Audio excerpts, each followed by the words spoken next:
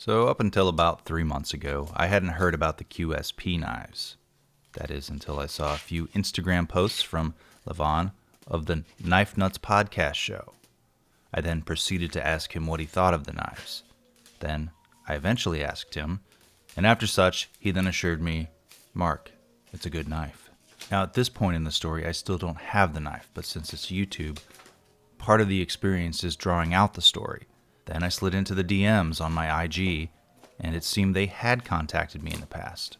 I just, of course, hadn't answered.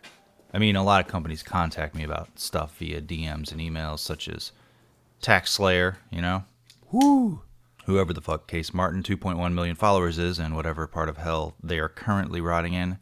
You know what? Maybe it's not a good idea to make fun of an account with has its own troll army number of followers. Oh, and who can forget, big fan of my channel, Amazon store featuring blow dryers. So I asked them if I could pick out a knife, QSP, not the blow dryer store. And I selected the aptly named Woodpecker in a beautiful shade of Survival Violet. I hope I'm using the word aptly right. But none of that's the point. The point is the knife company QSP has budget pocket knives, and they also have slightly more expensive knives. Now the expensive ones, for those financially smart people who understand the peace of mind anodized titanium brings, and the more theoretical cuts per sharpen of steel like the M390 offers. So after that really interesting knife story, let's look at the dimensions, like the overall length and weight. I hope I'm using the word interesting right. Blade size and cutting edge. So, question, do you still buy purple knives?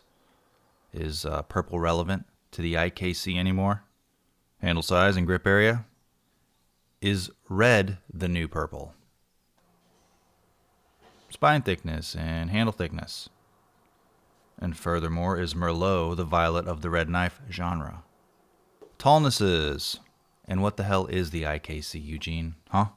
So the QSP Woodpecker, or the QSP 116, or QSP 116, or the pocket knife, is a nice sized knife. Not giant, but that mid 3-incher I'm so fond of. The drop point blade is made from hard-wearing Bohler M390, with a flat ground drop point blade style and an ever so slight recurve to the plain edge.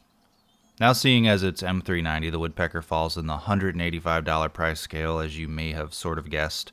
And really, who can put a price on something not named your car keys to open your Amazon packages? And the blade was very sharp out of the box, experiencing no chipping or edge rolling in the few months I've lightly used it. And that blade is deployed by a flipper tab, which brings you to one of the first things you'll notice when deploying the knife.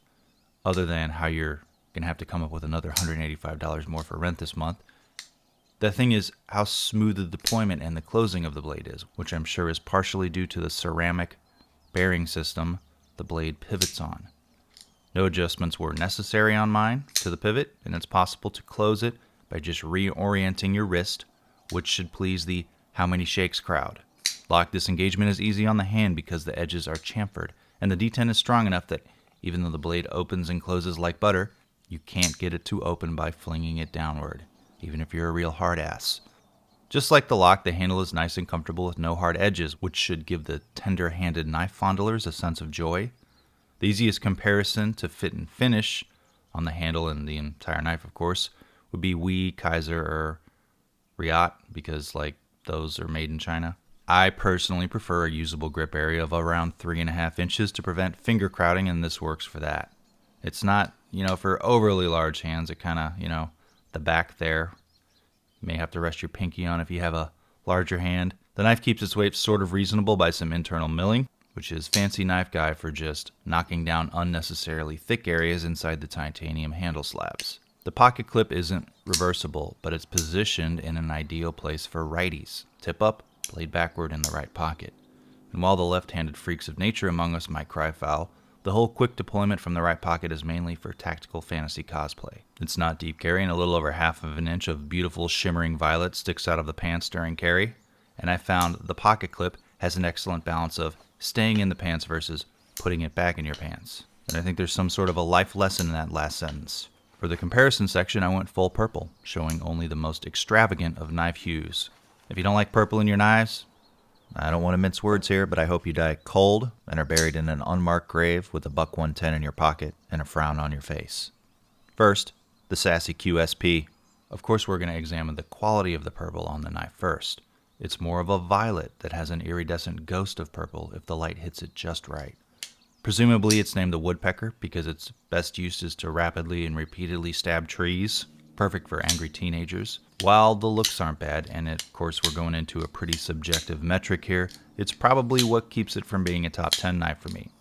Pretty decent looking to me, should never be the reason why you buy a knife. That is, unless of course you review them and or you're an idiot. How a knife looks to a man is a very personal and sensitive subject. For my money, the Massdrop Laconico Keen combo has a slightly prettier purple and a more refined design. This is one of my favorite knife designs, but I'll be honest, the QSP has a slightly better detent and pivot. The pivot on the Keen sometimes gets loose enough to turn with my finger. Not sure why. I guess I could Loctite it a little bit. Now we're going to hit up the Spyderco Para Military 2 and Blurple G10.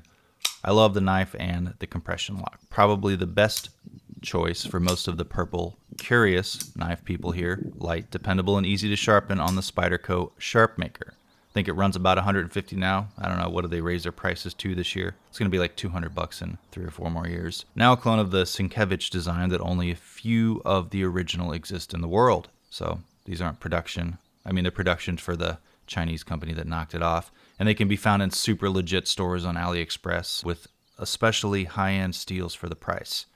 Got to be M390, right? Probably an S35 in there somewhere.